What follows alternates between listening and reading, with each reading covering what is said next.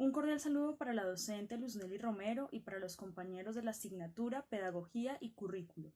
Mi nombre es Natalia Gómez Santamaría y soy estudiante de segundo semestre de la Maestría en Educación en la Corporación Universitaria Minuto de Dios, Uniminuto. Desde la asignatura de Pedagogía y Currículo, una actividad de suma importancia es, a partir de un proceso de reflexión, realizar una aproximación a la educación y la pedagogía desde el ámbito de la práctica pedagógica. El autor principal, a partir de cuyos aportes se adelanta este ejercicio, es el profesor Carlos Calvo Muñoz, doctor en Antropología de la Educación y docente de Sociología y Antropología en la Universidad de La Serena, ubicada en Chile. El profesor Calvo, tanto en su video La educación prohibida como en el artículo Territorios y cartografías educativas, ofrece un aporte crítico a la realidad que enfrentamos tanto usted como yo en tanto docentes de distintas instituciones inmersas en una sociedad y, por tanto, dentro de contextos particulares.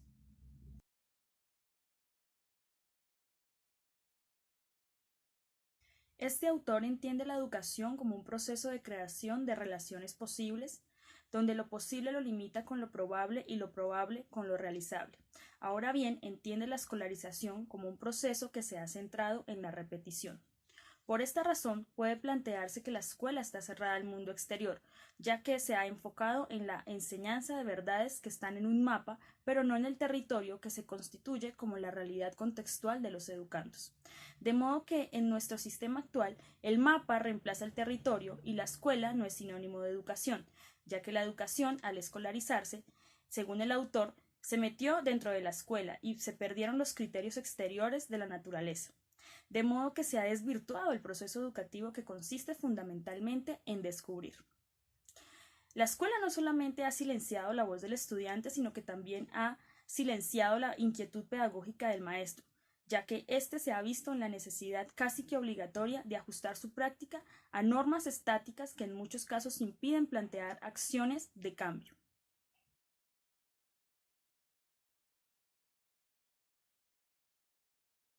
A partir de lo mencionado hasta el momento, surge la necesidad y la inquietud imperante de desescolarizar la escuela, de manera que es necesario transformar el paradigma que ha sostenido a nuestra escuela desde hace mucho tiempo y que se ha centrado, por un lado, en limitar, vigilar y controlar el aprendizaje y, por otro, en educar para la competencia y el individualismo. Todo esto a través de la reprensión y del castigo. Al considerar las situaciones planteadas, el interrogante más representativo es el siguiente: ¿de qué manera llevar el pensamiento de Carlos Calvo Muñoz a la actual realidad educativa en la que me desempeño? En otras palabras, ¿cómo desescolarizar la escuela en mi contexto? En primer lugar, a partir de la transformación de la propia práctica que se inicia desde el lenguaje que usamos para comunicarnos con los estudiantes. Debemos resignificar nuestras formas de relacionarnos, evitar el lenguaje restrictivo del no puedes, no debes, tu interpretación no es válida, encaminado a cumplir única y exclusivamente un plan preconcebido expresado en un currículo limitado por un tiempo específico. Es preciso permitir las digresiones, las dudas, las preguntas, los cuestionamientos. ¿Por qué razón? Justamente porque el proceso de aprendizaje se aleja de la linealidad. En segunda instancia, a partir de la modificación de la visión que se tiene de los estudiantes. Puesto que históricamente los hemos visto como los sujetos que desconocen y que vienen a la escuela a adquirir conocimientos, entonces el docente monopoliza dichos conocimientos, toma una sola voz y no reconoce la importancia de que el educando también es un agente en su proceso y construye y comparte saberes.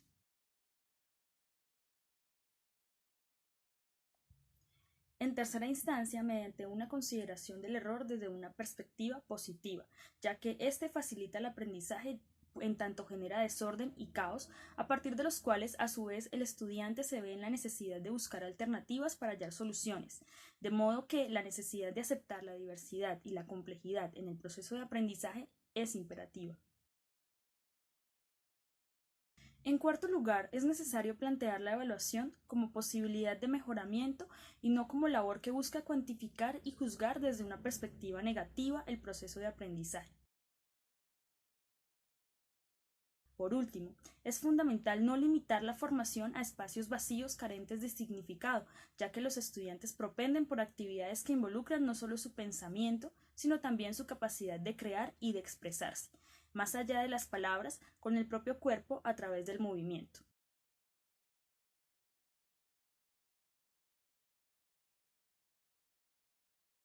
Todos estos elementos deben visibilizarse en proyectos transversales, en los que más allá de las acciones individuales se considere la importancia del trabajo conjunto con los docentes, que nos comprometamos a renunciar a la cultura del mínimo esfuerzo y a involucrarnos de manera directa en un proceso transformacional para lograr grandes cambios. En estos proyectos es necesario involucrar también a los núcleos sociales de los estudiantes, cuya base principal es la familia, ya que en el proceso de enseñanza-aprendizaje deben confluir las fuerzas de esos actores de manera sinérgica.